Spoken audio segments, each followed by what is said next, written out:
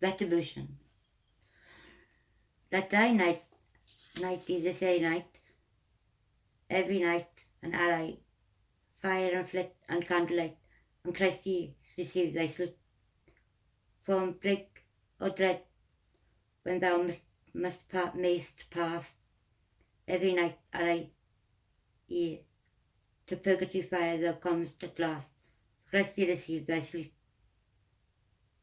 The like wick, the rake, fire and winds and candlelight, litty. When a great king dies, the earth shudders on its axis, and even the sun and stars seemed less bright and permanent. When King Arthur died, no words were sufficient to describe the sudden stutter in the lifeblood of the Celtic nations. There was no time for mourning, only a terror of what would become, now that their protector had perished. Ultimately, autumn followed the spring and summer of civil war between the Celtic tribes. The farmers obeyed the ancient laws of the earth and harvested their crops, storing grain in neat conical stone and mud granaries, while apples, fish, meat and vegetables were dried and pickled to see out the long winter. Furrows were dug in the bare earth, still crowned with the last dry stalks of an earlier crop, and birds came to feed on worms and beetles disturbed by the wooden ploughs. Careless of the fate of kings, the soil has rhythms that cannot be gainsaid by grief or hardship. Planting, weeding, harvesting, ploughing, the pattern will go on until the end of time. In Diva, the violated streets and burnt buildings still bore raw scars of the conflict that had ravaged the noble Roman city, one that had been Diva's, North Wales, I think. Yeah, North Wales.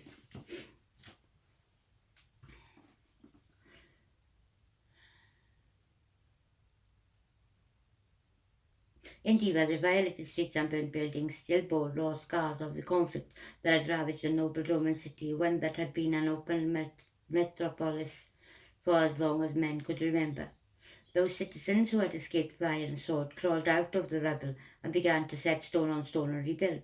For human beings are impelled to labour whenever everything they cherish has been desecrated. Build, destroy, rebuild. So the rhythm of cities mimics the pattern of the soil. For the trading ships would come again in the spring, bearing trade goods from the Middle Sea, and the lifeblood of Diva would begin to circle once more. But first men must mourn their losses. When the cold winds came, women wept for their empty beds and murdered children, while at Cadbury Tor an empty throne stood in the great hall of King Arthur. No man, no matter how powerful or able, dared to rest upon the hard wooden seat. The Celtic warriors who patrolled the Roman roads hurried their pickets back to their hollows beyond the Velium Antonini, where they licked their wounds, smiled below their wounded tattoos, and waited, knowing that their old hatreds would finally bear fruit. The warriors of the West had reigned for as long as most men had been alive, and few remembered the chaos of the great dragon's rule, when the crazed Arthur Pendragon fought the invading Saxons until old age and madness left him brooding impotently in Venta Belgarum.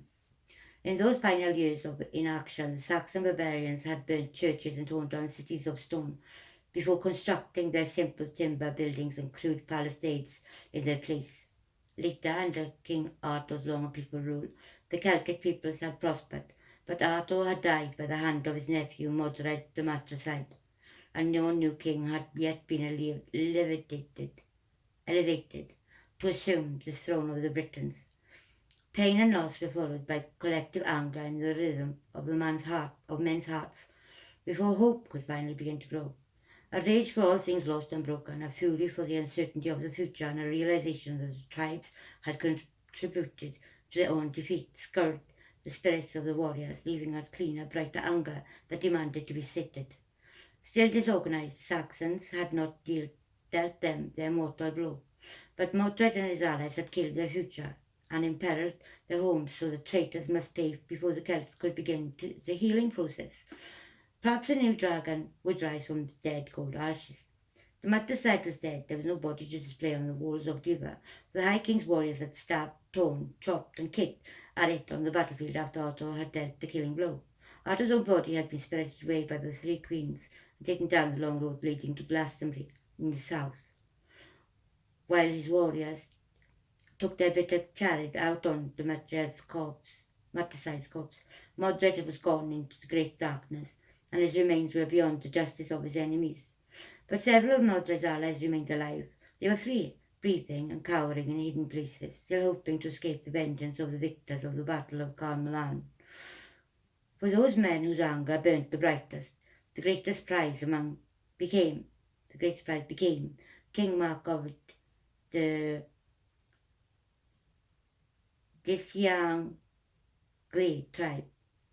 That ruler who had forsaken oaths of fidelity and had been seduced by Modred's empty promises of land and gold. This lordling was assailable, whose body had not been found when the battle was over. Mark had fled the field when he became aware that Modred had been slain.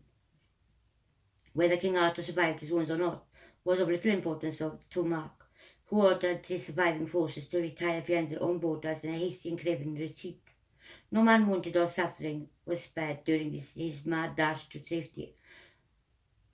The Desianangli had always prided themselves on the courage of their warriors and on that numbing, bone-jarring ride the tribesmen cursed their failure in the battlefield and the cowardice of their king, who had determined that they must live forever with the shame of their flight. The Desia Angli weren't alone in their shame and impotent anger. The tribes would remember Diva with a taste of wormwood on their tongues, and they would dream of vengeance as they searched the north for pockets of fictitious resistance. In ruthless determination to salvage some shred of honour from the civil war, the kings ground their teeth and vowed that someone would pay for the debacle. Mark knew he was living on borrowed time in his fortress beside the river Conoviam, and prayed that Arthur's death would plunge the kingdom into chaos, which of course it did. While Mark was a weak man with a coward's sense of self-preservation, he understood the frailties and self-delusions of other men. The power vacuum left by Arthur's death weakened the alliances of kings, so each tribe group drew back to its own boundaries and watched its neighbours with untrusting, self-absorbed eyes.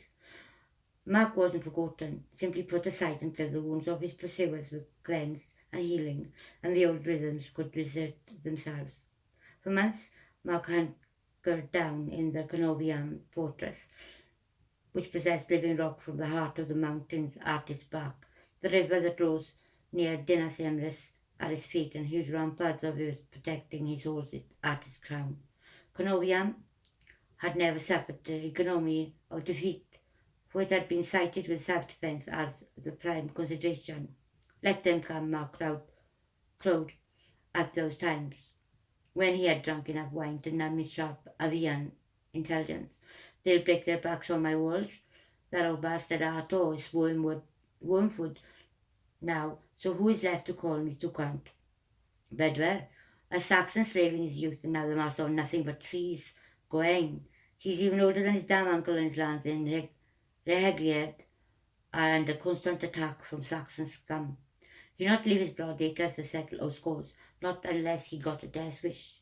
Who else is there to care who shall live and who shall die? But drunk or sober, Mark did not forget the enigmatic king of the Odorais, a tribe of great power in the west. Bran was said to be linked to the old king by blood, for ancient rumour had suggested that his mother Anna was King Arthur's sister, but no man dared ask the question of King Bran outright. Reason, quiet and self-effacing on first acquaintance, Bran seemed too mild-mannered to be a threat, but Mark worried about the steely glint that showed in the younger man's eyes when he was sorted, and a natural talent for leadership which was surprising given the quiet demeanour. Mark was sharp and observant, or he would not have survived for so many years, and he recognized the adoration that the Doves warriors gave unstintingly to their king. Such worship couldn't be bought or borrowed. It had to be earned.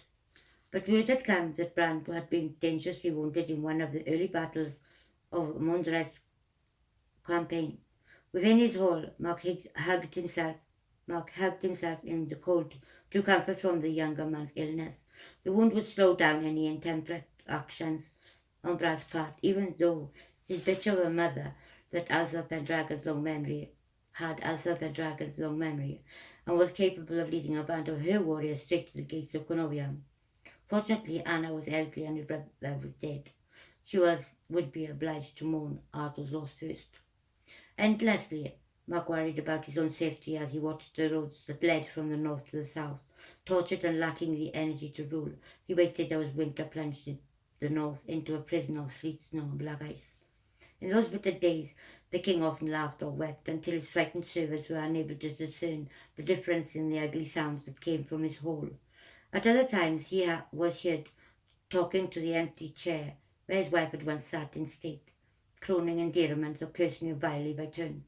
On these occasions, the servants and his personal guard shunned Mark lest he should see his contempt or pity in their eyes, for every soul in the fortress had heard how Queen Iseult, whose name meant fair to look upon, had broken her marriage vows to their king, judging him a lesser man than Lord Tristan, King Arthur's spy, master and sworn servant, and had killed herself in front of her husband.